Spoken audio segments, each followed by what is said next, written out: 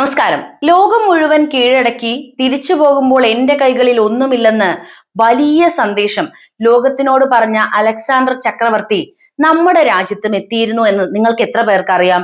ഇന്ന് പറയുന്നത് Alexander India കീഴടക്കിയ കഥയാണ്. എന്തുകൊണ്ട് ഇന്ത്യ മുഴുവനായി കീഴടക്കാൻ അല്ലെങ്കിൽ വലിയ രീതിയിൽ ഇന്ത്യയെ ചൂഷണം ചെയ്യാനോ അലക്സാണ്ടർ തയ്യാറായില്ല? നമുക്ക് പരിശോധിച്ചു നോക്കാം ആ ഹ്രസ്വകാല ഭരണത്തെക്കുറിച്ച്. അലക്സാണ്ടർ ചക്രവർത്തിയുടെ ഇന്ത്യൻ അധിനിവേശം ലോക ചരിത്രത്തിലെ ഒരു സുപ്രധാനമായ അധ്യായം തന്നെയാണ്. പേർഷ്യൻ സാമ്രാജ്യം കീഴടക്കിയ ശേഷം മഹാനായ ഈ മാസിഡോണിയൻ ഭരണാധികാരിയുടെ ശ്രദ്ധ കിഴക്കൻ ദേശങ്ങളിലേക്കാണ് തിരിയുന്നത്. അക്കാലത്ത് ലോകത്തിന്റെ അറ്റമാണെന്ന് കരുതപ്പെട്ടിരുന്ന ഇന്ത്യയിലേക്ക് ഒരു സൈനിക നീക്കം നടത്തുക എന്നതായിരുന്നു അദ്ദേഹത്തിന്റെ ലക്ഷ്യം. അത് സ്വന്തം സാമ്രാജ്യം വികസിപ്പിക്കുക എന്നതിലുപരി അന്നുവരെ ആരും എത്തിച്ചേരാത്ത ദേശങ്ങൾ കീഴടക്കി ചരിത്രത്തിൽ ഇടം നേടാനുള്ള അടങ്ങാത്ത ആഗ്രഹത്തിന്റെ ഫലമായിരുന്നു എന്നാണ് മനസ്സിലാക്കാൻ കഴിയുന്നത്. BC 326 അലക്സാണ്ടർ തന്റെ സൈന്യവുമായി കാബൂൾ താഴ്വര കടന്ന് ഇന്ത്യൻ ഉപഭൂഖണ്ഡത്തിലേക്ക് പ്രവേശിക്കുന്നത്.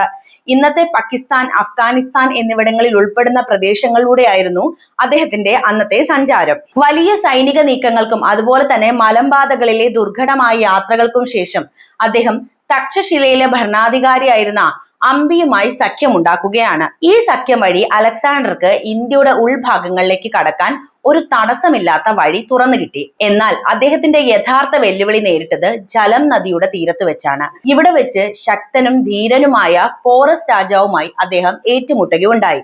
പോറസിന്റെ സൈന്യം, പ്രത്യേകിച്ച് അവരുടെ യുദ്ധത്തിനായി ഉപയോഗിച്ചിരുന്ന ആനപ്പട, അലക്സാണ്ടറുടെ സൈന്യത്തിന് വലിയ വെല്ലുവിളിയാണ് ഉയർത്തിയത്. ഹൈഡാസ്പസ് യുദ്ധം എന്നറിയപ്പെടുന്ന ഈ പോരാട്ടം അതീവ രക്തരൂക്ഷിതമായിരുന്നു.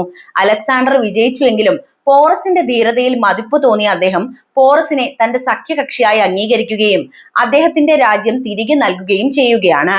തുടർന്ന് അലക്സാണ്ടർ കിഴക്കോട്ടേക്കുള്ള യാത്ര തുടർന്നു. എന്നാൽ ബിയാസ് നദിയുടെ, അതായത് ഹൈപ്പാസസ് നദിയുടെ തീരത്തെത്തിയപ്പോഴേക്കും അദ്ദേഹത്തിന്റെ സൈന്യം വളരെയധികം ക്ഷീണിതരായി തീർന്നിരുന്നു. വർഷങ്ങളായുള്ള നിരന്തരമായിട്ടുള്ള യുദ്ധങ്ങളും മാതൃരാജ്യത്തു നിന്നുള്ള അകൽച്ചയും ശക്തരായ ഇന്ത്യൻ ഭരണാധികാരികളെ കുറിച്ചുള്ള വാർത്തകളും സൈനികരുടെ മനോവീര്യം പൂർണ്ണമായും തകർത്തു കഴിഞ്ഞിരുന്നു. കിഴക്ക് ഗംഗാ സമതലത്തിലെ ശക്തരായ നന്ദ സാമ്രാജ്യത്തെ, അതായത് മഗധ സാമ്രാജ്യത്തെ നേരിടാനുള്ള ഭയം അവർക്കുണ്ടായിരുന്നു. അതിനാൽ മുന്നോട്ടു പോകാൻ സൈന്യം വിസമ്മതിച്ചു. സ്വന്തം സൈന്യത്തിന്റെ വിസമ്മതം കാരണം ലോകം കീഴടക്കാനുള്ള തന്റെ സ്വപ്നം പൂർത്തിയാകാതെ അലക്സാണ്ടർക്ക് ഇന്ത്യയിൽ നിന്നുള്ള മടക്കയാത്ര ആരംഭിക്കേണ്ടതായി വന്നു.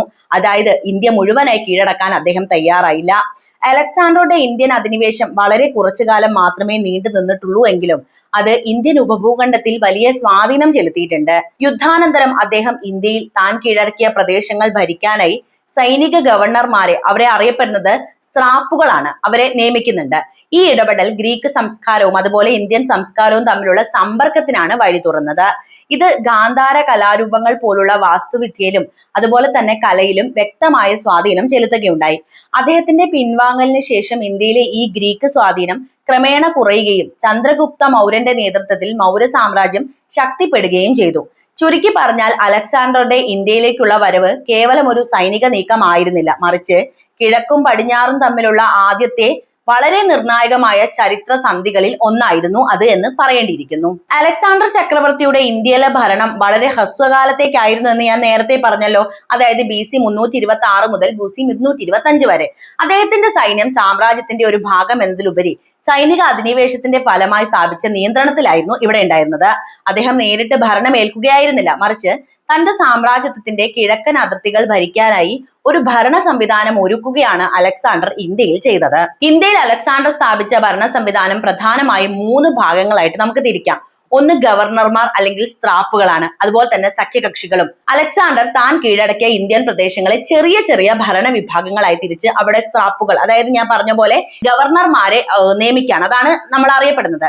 പിന്നെ ഗ്രീക്ക് സൈനിക ഭരണാധികാരികൾ അവിടെ എത്തി എന്നതാണ്. അതായത് സൈന്യത്തിന്റെ നിയന്ത്രണവും നിയമപാലനവും ഇവർക്കായിരുന്നു ഉണ്ടായിരുന്നത്. ഉദാഹരണത്തിന് സിന്ധു നദിയുടെ പടിഞ്ഞാറ് ഭാഗത്ത് അദ്ദേഹം ഫിലിപ്പസിനെ ഗവർണറായി നിയമിക്കുന്നുണ്ട്. ഫിലിപ്പസ് അദ്ദേഹത്തിന്റെ ആളാണ്.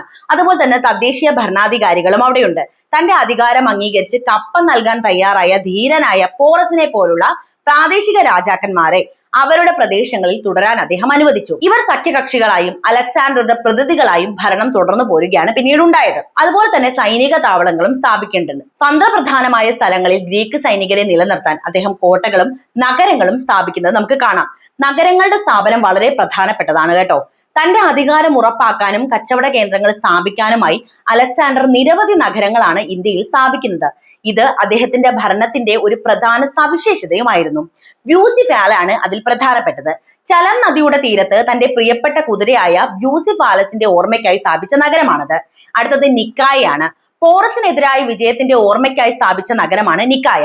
ഇവയെല്ലാം ഗ്രീക്ക് ഇന്ത്യൻ വാണിജ്യ പാതയിലെ പ്രധാന കേന്ദ്രങ്ങളായി വളരുമെന്ന് അദ്ദേഹം പ്രതീക്ഷിച്ചു. അത് സത്യവുമായിട്ടുണ്ട്.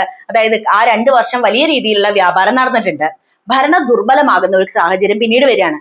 അലക്സാണ്ടർ ഇന്ത്യയിൽ നിന്ന് പിൻവാങ്ങിയ ഉടൻ തന്നെ അദ്ദേഹത്തിന്റെ ഭരണം ക്ഷയിച്ചു തുടങ്ങി. ഉടമ്പടികൾ ലംഘിക്കപ്പെടുകയാണ് ആദ്യം ഉണ്ടായത്. BC 323 അലക്സാണ്ടർ മരിച്ചതോടെ ഗ്രീക്ക് ഗവർണർമാർ പരസ്പരം പോരടിക്കാനും അതുപോലെ തന്നെ അധികാരം പിടിച്ചെടുക്കാനും തുടങ്ങി. അതായത് അധികാര തർക്കം അവിടെ ഉണ്ടായി. പിന്നീടാണ് തദ്ദേശീയ മുന്നേറ്റം ഇതിന്റെ ഭാഗമായിട്ട് വരുന്നത്. അലക്സാണ്ടർ പോയതോടെ തദ്ദേശീയ ഭരണാധികാരികൾ, പ്രത്യേകിച്ച് ചന്ദ്രഗുപ്ത മൗര്യന്റെ നേതൃത്വത്തിലുള്ള മൗര്യ സാമ്രാജ്യമൊക്കെ ഗ്രീക്ക് സൈനിക ഭരണാധികാരികളെ തുരത്തി അധികാരം പിടിച്ചെടുക്കാനും തുടങ്ങി. മൗര്യ സാമ്രാജ്യത്തിന്റെ ഉദയമാണ് ഇതിൽ പ്രധാനപ്പെട്ടത്. വളരെ വേഗത്തിൽ തന്നെ ചന്ദ്രഗുപ്ത മൗര്യൻ സിന്ധു നദീതടത്തിലെ ഗ്രീക്ക് നിയന്ത്രണങ്ങൾ ഇല്ലാതാക്കുകയും അവിടെ ഒരു ശക്തമായ മൗര്യ സാമ്രാജ്യം സ്ഥാപിക്കുകയും ചെയ്തു. അതോടെ അലക്സാണ്ടർ ഇവിടെ നിന്ന് പൂർണ്ണമായി അകന്നുപോയി. ഇതോടെ അലക്സാണ്ടറുടെ നേരിട്ടുള്ള ഭരണം ഇന്ത്യയിൽ പൂർണ്ണമായും അവസാനിച്ചു എന്നാണ് പറയുന്നത്. ചുരുക്കി പറഞ്ഞാൽ അലക്സാണ്ടറുടെ ഭരണം ഇന്ത്യയിൽ 2 വർഷത്തിൽ താഴെ മാത്രം നീണ്ടുനിന്ന വൈദേശിക സൈനിക നിയന്ത്രണം മാത്രമായിരുന്നു. അത് പിന്നീട് ഉടലെടുത്ത ശക്തമായ തദ്ദേശീയ സാമ്രാജ്യത്തിന്, അതായത് മൗര്യ സാമ്രാജ്യത്തിന് വഴിമാറി കൊടുത്തു എന്നാണ് ചരിത്രം നമ്മളോട് പറയുന്നത്. അലക്സാണ്ടറുടെ ഇന്ത്യൻ പതനത്തിന്റെ ഫലമായിട്ടുണ്ടായ ഗ്രീക്ക് ഇന്ത്യൻ സാംസ്കാരിക കൈമാറ്റം വളരെ പ്രധാനപ്പെട്ടതാണ്. ഈ സമ്പർക്കം ഹെല്ലാനിസ്റ്റിക് സ്വാധീനം എന്നും അറിയപ്പെടുന്നുണ്ട്. അദ്ദേഹം ഇന്ത്യയിൽ അധികകാലം തങ്ങാത്തതിനാൽ ഭരണപരമായ കാര്യങ്ങൾ വേഗം അവസാനിപ്പിച്ചുവെങ്കിലും സാംസ്കാരികപരമായ സ്വാധീനം നൂറ്റാണ്ടുകളോളം നിലനിന്നു എന്നതാണ് ചരിത്രത്തിൽ നിന്ന് നമുക്ക് വായിച്ചെടുക്കാൻ പറ്റുന്നത്. അലക്സാണ്ടറുടെ സൈനിക നീക്കം യൂറോപ്പിനും ഏഷ്യയ്ക്കും ഇടയിൽ ഒരു പുതിയ വാതിൽ തുറക്കുകയും ഇത് പിന്നീട് ഇൻഡോ ഗ്രീക്ക് രാജ്യങ്ങൾ എന്നറിയപ്പെടുന്ന ഭരണകൂടങ്ങൾ രൂപം കൊള്ളാൻ കാരണമാവുകയും ചെയ്തിട്ടുണ്ട്. ഈ രാജ്യങ്ങളാണ് സാംസ്കാരിക സംയോജനത്തിന്റെ പ്രധാന കേന്ദ്രങ്ങളായിട്ട് പിന്നീട് മാറുന്നത്. ഈ സാംസ്കാരിക കൈമാറ്റത്തിന്റെ ഏറ്റവും ശ്രദ്ധേയമായ ഫലം ഗാന്ധാര കലാരൂപം തന്നെയാണ്. ഇത് വടക്ക് പടിഞ്ഞാറൻ ഇന്ത്യയിലും, അതായത് ഇന്നത്തെ പാകിസ്ഥാൻ, അഫ്ഗാനിസ്ഥാൻ പ്രദേശങ്ങളിലൊക്കെ വളർന്നു വന്ന ഒരു സങ്കര ശൈലിയാണ്. ബുദ്ധമതത്തെ വിഷയമാക്കിയുള്ള ശില്പങ്ങളിൽ ഗ്രീക്ക് റോമൻ ശില്പകലയുടെ തത്വങ്ങൾ പ്രയോഗിക്കപ്പെട്ടു എന്നതാണ് അതിൽ നിന്ന് മനസ്സിലാക്കേണ്ടത്. ആദ്യമായി ബുദ്ധനെ മനുഷ്യരൂപത്തിൽ ചിത്രീകരിക്കാൻ തുടങ്ങിയത് ഈ ശൈലിയിലാണ്.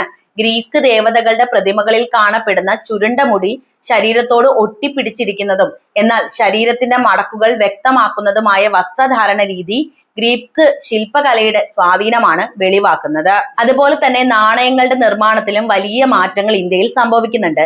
ഗ്രീക്കുകാർ ഉപയോഗിച്ചിരുന്ന ഡൈ സ്ട്രക്കിംഗ് രീതി ഇന്ത്യൻ നാണയ നിർമ്മാണത്തിലേക്ക് വ്യാപകമായി വന്നു തുടങ്ങി.